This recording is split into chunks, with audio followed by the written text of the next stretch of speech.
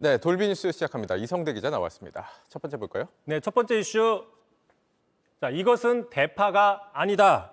자, 오늘 사전투표 첫날이죠. 선관위가 투표장에 대파를 가지고 가면 안 된다는 유권 해석을 내놨습니다. 네. 자, 그래서 이렇게 대파를 들고 간 사람들은 대파를 투표장 밖에다가 세워놔야 했습니다. 네, 또 대파 소식을 전하게 됐는데 왜 안 된다고 합니까?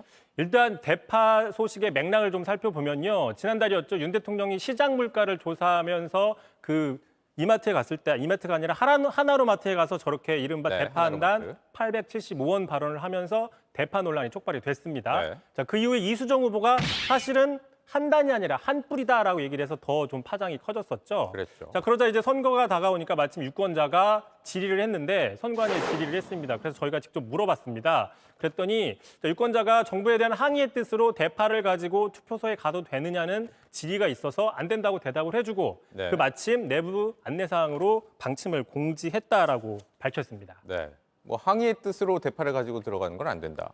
그런데 일단 대파는 다 안 된다는 거잖아요. 이 안으로 들고 들어가는 건 안 된다. 투표소 안으로. 그렇습니다. 여기 보신 것처럼 자, 선거법 166조에는 투표소 안에 특정 정당에 지지하거나 반대하는 행위를 금지하고 있습니다. 그래서 이 조항에 따라서 대파를 들고 가는 행위를 금지한 게 아니냐라는 해석을 할 수 있고요. 네. 자, 실제로 선관위도 대파는 정치적인 표현물로 간주할 수 있다 이렇게 좀 언급한 보도가 나와 있습니다. 자, 다만 대파를 소지한 이유만으로 특정 정당을 지지하거나 반대한다는 행위로 볼 수 있느냐?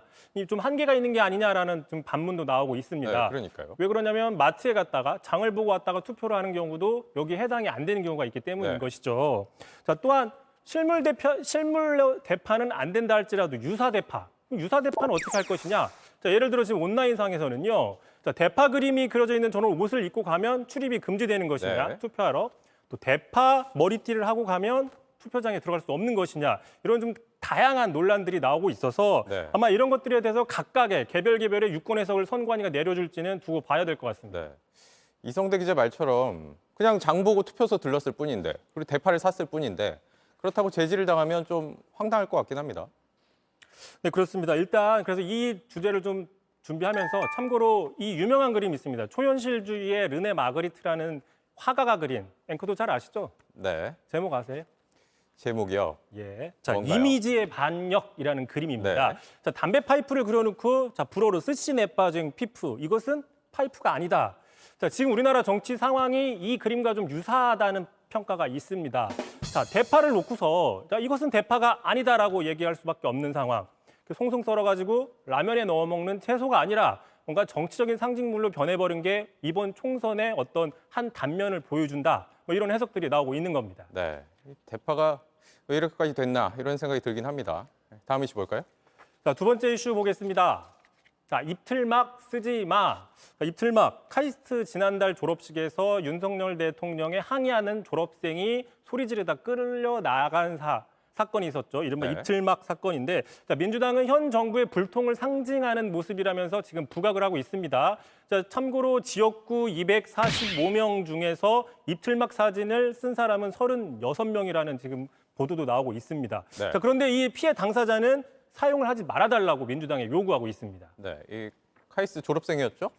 그렇습니다. 자, 이미 보신 것처럼 민주당 이미 여러 후보들이 자신의 공보물에 선거 공보물에 이렇게 이 장면들을 사용하고 있습니다. 그리고 비례정당인 더불어민주연합은 광고를 활용하기도 하고 있습니다. 네. 자, 그러자 이제 피해자 측에서는 피해자 동의 없이 무단 활용하고 있다 이런 항의를 하고 있는 겁니다. 자, 피해자 측에서는 지금 트라우마가 있는 상황에서 제발 피해자를 위해서 그 장면들을 내려달라고 지속적으로 민주당 측에 민주연합 측에 요구하고 있습니다. 네. 네, 그런가 하면 오늘 이재명 대표는 카이스트 재학생들과 좀 투표를 했더군요, 사전투표. 그렇습니다. 앞서 보도 보신 것처럼 사전투표를 했는데 정작 피해자인 신민기 씨는 오늘 이렇게 얘기를 했습니다. 자, 자신은 오늘 이재명 대표와 그 사전투표에 대해서 입틀막 사건 피해자인 자신과는 무관하다라고 얘기를 했고요. 또 이렇게 얘기를 했습니다. 지금 신민기 씨는 녹색정의당 대전시당 대변인 직함을 가지고 있습니다. 네. 자, 그러다 보니까 엄연히 민주당과 경쟁하는 정당의 지지자인데 다른 당의 홍보물에 쓰는 건 도의적으로 옳지 않은 거 아니냐라고 지금 항의하고 있는 상황입니다. 네, 이 점도 좀 항의의 포인트였군요. 여기까지 듣겠습니다. 이성대 기자였습니다. JTBC 뉴스를 시청해 주신 여러분 고맙습니다. 저희는 저녁 6시 50분 뉴스룸에서 뵙겠습니다.